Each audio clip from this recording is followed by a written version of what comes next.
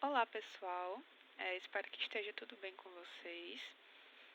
Eu sou a professora Rainara Uchoa, sou professora de língua portuguesa do Centro de Educação de Jovens e Adultos Frei José Ademir de Almeida, nosso querido Sérgio de Canindé. Então, nós aqui da escola estamos aqui produzindo alguns vídeos, nessa reta final de preparação para o Enem, para auxiliá-los aí a se preparar um pouco melhor para a prova, que vai ser agora no dia 13 de novembro de 2022. Então, eu separei aqui algumas questões para a gente discutir um pouquinho, certo? Lembrando que a prova de linguagens e códigos ela exige muita interpretação de texto, exige que a gente faça uma leitura muito atenta, de todas as questões, sempre se atentando ao que o enunciado da questão está solicitando de nós naquele momento, certo? Então, vou passar aqui o slide. Só um instantinho. Bom, nós vamos começar aqui por essa questão que caiu na prova do ano passado, em 2021. Na prova azul, ela foi a questão 11, certo? Essa questão, ela começa com essa música aqui, de composição do Chico Buarque e João Bosco, chamada Sinhá. A música diz o seguinte: se a dona se banhou, eu não estava lá. Por Deus Nosso Senhor, eu não olhei Sinhá. Estava lá na roça, sou de olhar ninguém. Não tenho mais cobiça, nem enxergo bem. Pra que me pôr no tronco? Pra que me aleijar? Eu juro a vós me sei que nunca vi Sinhá. Por que talhar meu corpo? Eu não olhei Sinhá. Pra que vós me sei? Meus olhos vai furar. Eu choro em Yorubá, mas oro por Jesus. Pra que vassam ser me tirar a luz?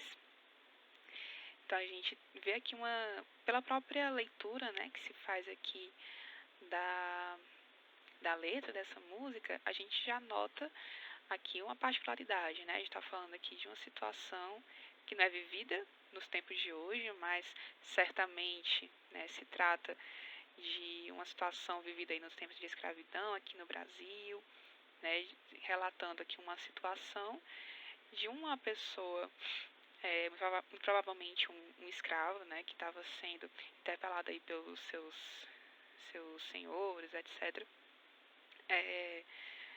a respeito, ele ter visto a sua sinhá banhar-se, num rio, em algum lugar assim.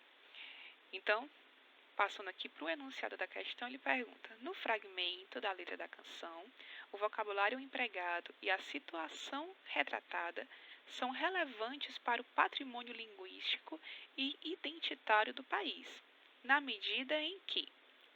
Então, aqui ele pede que a gente, dentre esses 5 itens, escolha um que completa de forma correta essa frase, esse enunciado da questão.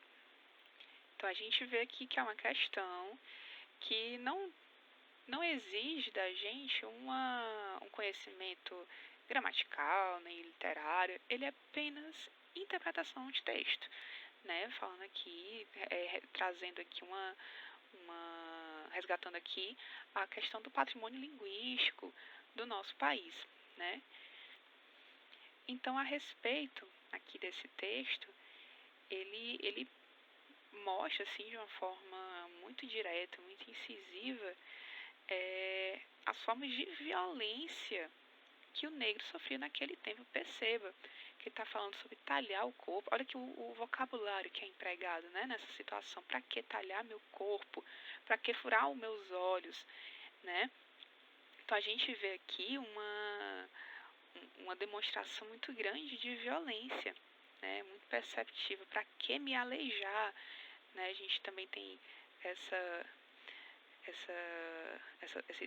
expressão aqui no a segunda estrofe, né? Para que me pôr no tronco? Para que me alejar? Para que talhar meu corpo? Para que vós me ser meus olhos vai furar? Então, a gente vê essa violência muito bem retratada aqui por meio desse vocabulário que é empregado, né, nessa letra de música. Então, vamos ler aqui os itens.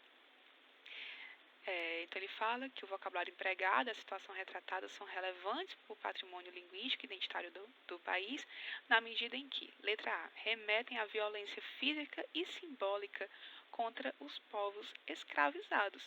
Né? De cara a gente já tem aqui o nosso item correto, né? Porque realmente ele faz menção, retrata muito bem essa violência que os negros, né, escravizados sofriam no nosso país, no tempo, né, em que a escravidão era permitida, né? Nos demais itens, item B, vamos ver aqui porque, né, porque os demais não seriam adequados, né, para ser o item correto. Na letra B ele diz que eles valorizam as influências da cultura africana sobre a música nacional. A gente não tem, né, de forma muito incisiva essa retratação, né? Letra C. Relativizam o sincretismo constitutivo das práticas religiosas brasileiras. Não, ele fala, ele menciona aqui, eu choro em Yorubá, mas oro por Jesus, fazendo aqui a referência ao sincretismo religioso, mas ele não faz nenhum tipo de relativização, né? Letra D. Narram os infortúnios da relação amorosa entre os membros de classes sociais diferentes, não, muito pelo contrário, né? O escravo estava sendo acusado de cometer alguma, de olhar para assinhar e tudo mais, mas ele o tempo todo nega, né? Então a gente não vê uma relação amorosa acontecendo aqui nessa música. E, letra E, problematizam as diferentes visões de mundo na sociedade durante o período colonial. Não, também não seria o que está sendo retratado aqui nessa música, certo? A gente tem muito mais forte, né, essa demonstração aqui da violência, certo? Bom, pessoal, passando aqui adiante, nós temos essa questão que caiu na prova de 2020, certo? Lembrando que a prova de 2020 já foi aplicada em 2021, no comecinho de 2021, em virtude da pandemia. Aqui ela mostra, né, o cartaz de um filme, né, chamado Que Horas Ela Volta, né, um filme aqui maravilhoso, estrelado aqui pela atriz Regina Casé. Então, o enunciado da questão diz o seguinte: a frase, título do filme, reproduz uma variedade linguística recorrente na fala de muitos brasileiros. Então, perceba aqui que ele está falando sobre variação linguística, né, sobre o uso coloquial, sobre a linguagem coloquial da fala, né, dos brasileiros. Então, o objeto do conhecimento aqui é que ele já exige que a gente tenha um certo conhecimento aqui a respeito do que seria essa variação linguística, né? Portanto, já cai aí também um pouquinho de conhecimento gramatical, né? Para que a gente consiga diferenciar as situações em que é ou não adequado fazer uso de determinado recurso linguístico, né, a depender sempre aí do contexto em que ele é constituído, né, fazendo aí referência tanto à questão temporal, espacial, ao grau de formalidade, né, a seleção de tempos e modos verbais, seleção lexical também, ou seja, escolha das palavras que vão ser usadas, a depender sempre do contexto, né. Então, quando ele está falando aqui sobre essa variedade linguística, né, recorrente na fala de muitos brasileiros, ele está perguntando essa estrutura. Ela se caracteriza pelo, letra A, pelo uso de uma marcação temporal?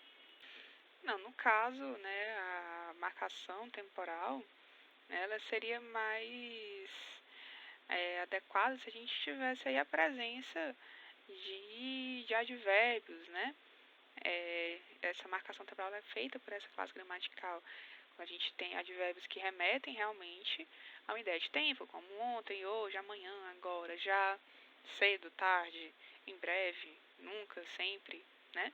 Então aqui a gente já não é o caso aqui dessa questão, como item correto, tá? Na letra B, nós temos a imprecisão do referente de pessoa.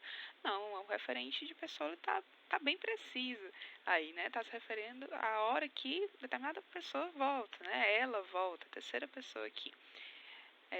Letra C, organização interrogativa da frase. Essa organização interrogativa da frase, ela não caracteriza aqui a variedade linguística na fala dos brasileiros, né? Uma vez que não é um aspecto que se diferencia aí, né, pela variação linguística. Na letra D, nós temos que, essa estrutura se caracteriza pela utilização de um verbo de ação. Também aqui a gente não tem marca de variedade linguística, né? Já no item E, ele diz apagamento de uma preposição. E esse aqui é o nosso item correto, o item E, porque na realidade, se nós formos comparar, né, fazer aqui um paralelo aqui com a linguagem padrão, né, com a norma culta da língua portuguesa, a gente vê que existe sim a ausência, né, o apagamento da preposição a, né, porque a norma padrão da língua portuguesa exige que aqui a gente tenha a presença da preposição a, ou seja, o filme seria a que horas ela volta, né? No entanto, é comum na fala brasileira a não utilização dessa preposição. É por isso que o item correto dessa questão é o item E.